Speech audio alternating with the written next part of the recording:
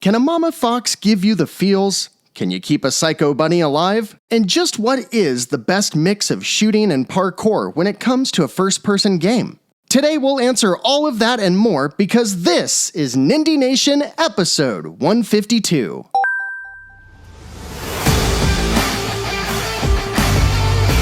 Greetings, citizens! I'm Jeff, and today we've got 16 brand new indie games to check out, all of which are heading to the Nintendo eShop through July 24th. We'll also be playing a couple of this week's new releases live, so join us this Thursday at 10 p.m. Eastern for our Nindies at Night stream. And tell me down in the comments, on Twitter, or over on Discord what you'd like to see. We usually get started looking at the games that snuck onto the eShop since our last episode. However, this week it's pretty clear we didn't miss much. Either way, I can't say we touch on every single new indie for the Switch, unless we touch on every single new indie for the Switch. So let's kick off episode 152 of Nindie Nation by taking a very quick look at the 12 neglected Nindies that released since episode 151. You know, I was gonna try and be nice with these, but even the games that didn't look like complete garbage were all expensive ports of free mobile games, so let's just knock this out, okay? Shred Remastered is a janky motorcycle physics game for $7 by Asbo Interactive. Think Trials, but bad. Supraplex Go is a $10 remake of a 1991 DOS game by Danila Gorasohanen, and the visuals make my eyes bleed. Boom Hits spreads their cancer further with Driving Quest, but come on, I think you know better. Red Deer Games has this isometric puzzle game called Mojito the Cat, and hey, it claims to be educational, and I dig that, especially because if you play it, you'll learn not to waste money on stuff like this. Want to find pictures by poking your Switch? 5BN Studio has The Legacy, The Tree of Might, and Ocean Media has First Time in Paris Collector's Edition, so you can actually pick how you want to die inside. But Ocean Media also has what I think is a mahjong game with Clutter Evolution Beyond Extreme, but it looks more like one of those Punch the Monkey banner ads you'd see in the late 90s era of America Online. Then Saybeck releases Pet Rock, and we've really reached rock bottom now, haven't we? I made another funny! Deadliest Catch Ocean Boat Driving and Fishing 2022 Simulator is the video game version of YouTube clickbait headlines, and the first time I truly realized that Midnight Works is our newest Nindie never. This company, based in Moldova, seems like the game developer equivalent of those spam phone calls where someone tells you they're the FBI and if you don't pay them, they'll send you to jail. And they also released Faith and Shield Tower Defense Space Wars Games 2022. And would you guys just stop already? Unfortunately, they refuse to be outdone, so good old Cooking and Publishing is back this week with Mini Subway, which is literally a stolen port of the mobile version of Mini Metro by Dinosaur Polo Club, made even more evident by the fact that it doesn't even work with controllers. They also farted out Egg Over It, Fall Flat from the Top, but this one seems more like something they actually developed, which isn't a compliment. So there's a bunch of hot garbage that released since our last episode, but with that out of the way, there's quite a bit to look forward to this week. These are the 16 new releases hitting the Nintendo Switch through Sunday, July 24th. The week kicks off with two titles on Tuesday the 19th, both of which received the Indie World treatment and have been highly anticipated by many citizens in the nation of Nindie. Guaranteed to make you cry like a little baby, Endling Extinction Forever is a 2D side-scroller with beautiful 3D visuals and a heavy slant towards challenge and survival. Developed in Spain by Hero Beat Studios and published by Handy Games for $29.99, you live in a future where climate change and human impact has left you as the last adult fox who must lead her 3 little wolf cubs to safety. This game is gonna bring the feels, y'all, and every single early review or impression I've seen is absolutely glowing. Even if there are parts of the gameplay that some feel are lacking, the tone, message, and atmosphere seem to be knocking everyone off their feet. Personally, I don't think I could hang with this because you just know there's gonna be some gut-wrenching moments, but if you're up to the challenge and your heart can stomach it, it seems to be delivering on all of its promises. And from Portugal, an up-and-coming indie powerhouse, we get Hazel Sky from Coffee Addict Studio and Neon Doctrine. As an engineer facing banishment, you're sent to an island where you must complete trials, craft parts to various flying machines, and learn the secrets of your people before returning home. The game seems to be equal parts exploration narrative, 3D climbing and platforming challenges, and then maybe to a lesser extent, crafting and survival. With how pretty it is, I get the concern that it might not hold up on Switch, but if it does, consider this another potential banger kicking off the week for $24.99. Then on Wednesday, we see a visual novel by Nindie newcomers Neo Tegoel and publisher Viridian Software. It's called Gloom and Doom, and it follows a self-described emo teen who is also a demon who deals with typical emo teen stuff while trying to stave off her inevitable task of destroying the world. It looks like a comic book and is loaded with cringy dialogue from a voice actor that sounds less like a teen and more like me when I use this voice filter. Now, all that to say though, the premise does actually sound pretty fun. The thing is though, this Nindie newcomer is in for quite the rude awakening as they seem to think this game is worth $39.99. Thankfully though, we follow it up with a pretty promising top-down action RPG called Fallen Angel. It comes by way of V Publishing and developer Matryoshka Games. It received mostly positive reviews when dropping on Steam back in 2020 and puts you in the shoes of Lucifer as he wreaks havoc on heaven, with a visual style falling somewhere between Sword and Sorcery and Hyperlight Drifter. And may I just say, there are some lines in this game's description that had me rolling. For example, they describe the game as a beatdown of biblical proportions as they send you on your very own, quote, rampage through heaven. And just the length at which they lean into the tongue-in-cheek religious references really makes me more interested than I was before. Gameplay-wise, it's got a heavy hack-and-slash slant to it that's bolstered by a loot system as you gather the equipment your heavenly foes leave behind. This is definitely one of those games that, at $14.99, my curiosity has peaked, but I'm gonna have to see a bit more of it before I give it the Nindie Nation seal of approval. And then a usually underwhelming publisher, Console Labs, releases House Builder, but I could have sworn Ultimate Games already published this years ago. There's a big group of people, mostly streamers I think, who just love these games, but we'll touch on that a bit more later. Otherwise, it's the janky first-person construction management sim that you expect it to be. It releases for $14.99, but if this is your kind of jam, I'd say hold off because I think you'll like something else dropping later in the week. And while the title of our next game might sound like the start of a crass joke your uncle would make, Seduction, A Monk's Fate is, well, actually it's all about uncovering dark secrets of a monastery, so they might be on the same track. Alright, jokes aside, this 2D platform adventure actually follows a Buddhist monk, and boy howdy, if you like supernatural and psychological spookies, this game looks pretty sick. Some of the environments, especially those out in the woods or in caves, look super atmospheric, and the impressions I've seen are pretty positive all around.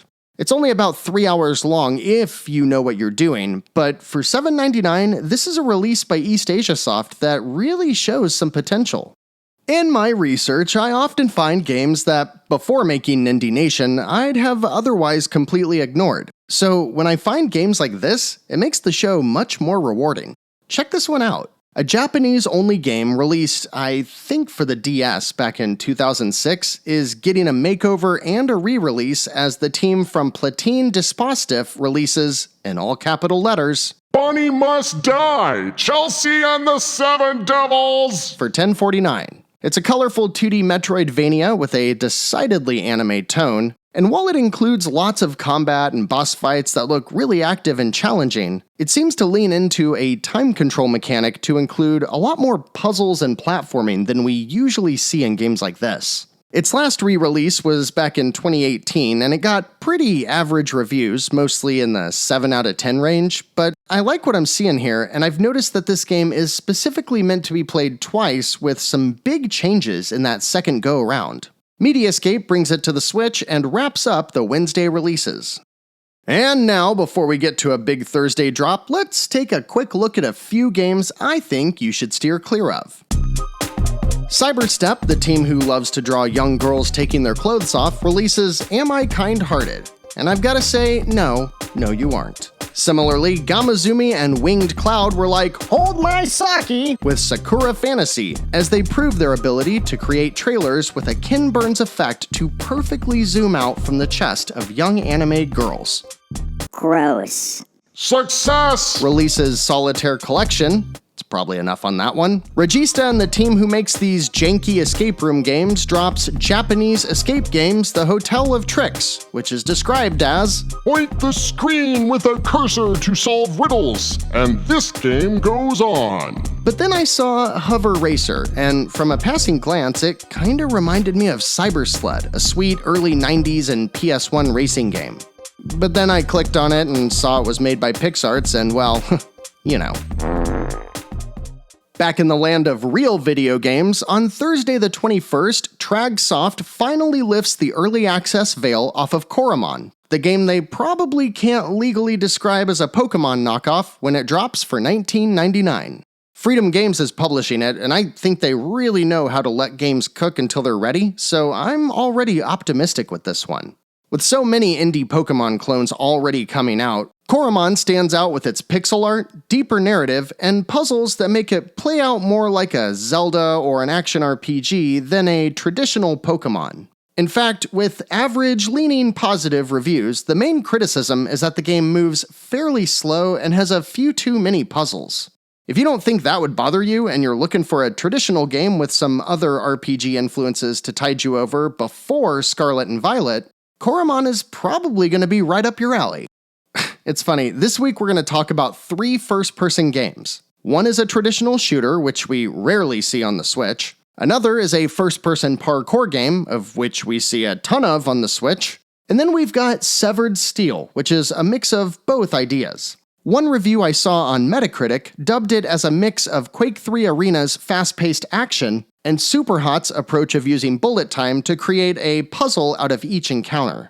It's published by Digerati for $24.99, and the Massachusetts-based developer Greylock Studio went to great lengths creating all kinds of options for difficulty, accessibility, and fun mods to keep the game fresh.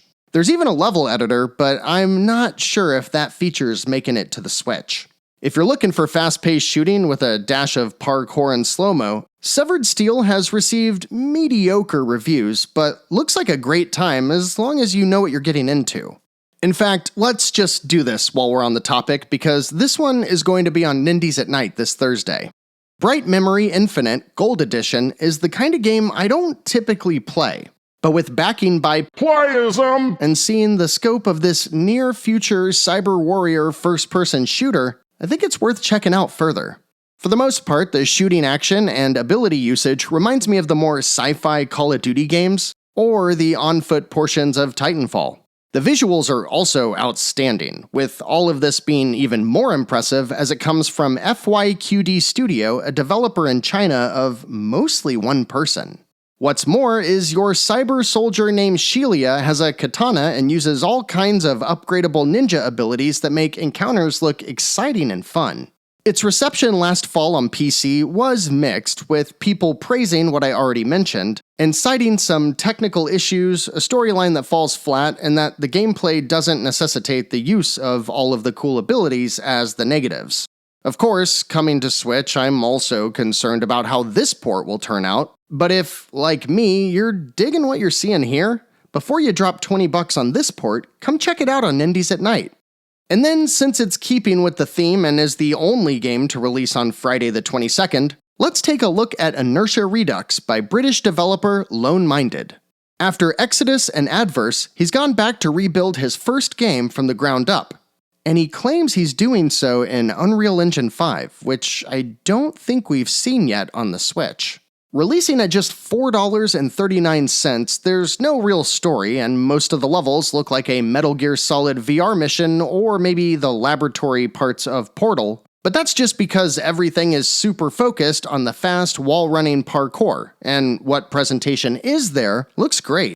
Adverse was a fun weekend curiosity for me, so as long as it proves to perform well, Inertia Redux should be a good time too.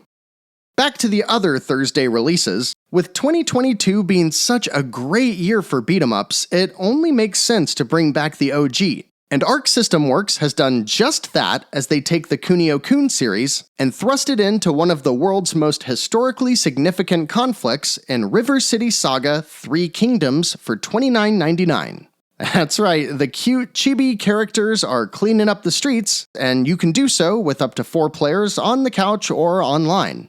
Loosely following the centuries-old war of the 3 dynasties in China, you roam the streets, punching and kicking everything in your way, while you earn currency to upgrade and learn new abilities. These games are always fun, and if you don't own the Kunio-kun collection on Switch, I highly recommend throwing it on your wishlist. It's on sale frequently.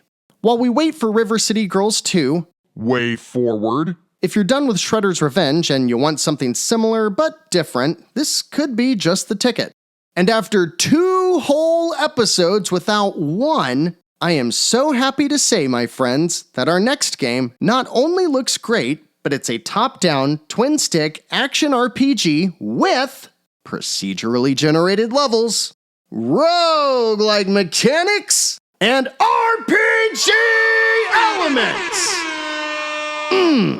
The first game, released by developer Boon and publisher Cool as Heck Games, is the delightfully themed Wally and the Fantastic Predators for $14.99. After being down in the dumps, your best friend decided to create a dungeon for you to explore. However, the dungeon has come alive and the enemies within are pissed that you keep killing everyone. Self-described as the fastest roguelike ever, there's a stamina wheel and heavy emphasis on moving fast, which looks responsive and actually something different for the genre. You can play locally with a friend, which is always a welcome feature, and also there's a hugging mechanic. So that's fun. The game's been out for a couple of years in early access, and everything I can find online about this game is very positive, with most people praising its locomotion and charm. My friends, you can bet your bottom dollar that we'll be checking this one out as well for Nindies at Night. And then a couple more to wrap up the week. Bricky to Me is a 2D puzzle platformer by Idunasoft and Cubite Interactive. It's only $4, but I don't like the description's focus on how punishing it is, and that the only claim it makes of being original is random arrangements of levels. What? The game series all about chilling out and flying around as a bird is back Again. but this time you fly around the polygonal world of Vikings in Airy, Vikings for $9.99. I looked. There are 10 of these games. 10. I mean 10 on the Switch. There could be more. I think someone needs to tell the team to chill out over at Epic Games. And then what better way to end the week than with the next entry in a massive series that lots of people seem to love, but I doubt I will ever truly understand. Farm Manager 2022 is... Do I need to explain this? Look at it. Read the name, you manage a farm, I don't know. It's published by Ultimate Games and rounds out the week for $15.99. Now I gotta admit, as I was writing this week's episode, it felt much smaller and weaker, at least compared to last week's massive list. But now, as I zoom out, I see a wide variety of games, many of which have been highly anticipated. It's just that most of them are only going to appeal to fans of that specific genre. First-person games like Bright Memory and Severed Steel, 2D titles like River City Saga, Wally, and Bunny Must Die, then the potential indie gems like Hazel Sky, Endling, and Coromon. There's not much else beyond those, but it feels like a something for everyone kind of week. Any of these standing out to you? Let me know down in the comments and stop by this Thursday at 10 p.m. Eastern to check out Bright Memory, Wally, and maybe something else during our Nindies at Night stream. You can also find Nindie Nation on Twitter and stop by our Discord server to chat all things Nindie with your fellow citizens. Next week, we've got a puzzle game about cats, an anime strategy RPG with a sci-fi twist, and if you dig 3D action, especially stuff like Mega Man, there's a lot in store for you in episode 153. But as far as today goes, we're all done, my friends. Thanks so much for watching today. If you appreciate what we do here, liking, subscribing, and commenting really helps us out, but telling others about Nindie Nation is the best way you can help us grow. Until next week, I'm Jeff. This has been Nindie Nation episode 152, and remember, no matter what type of game you're looking for, Nindie Nation will be right here to help you find just the thing to keep your Joy-Cons synced.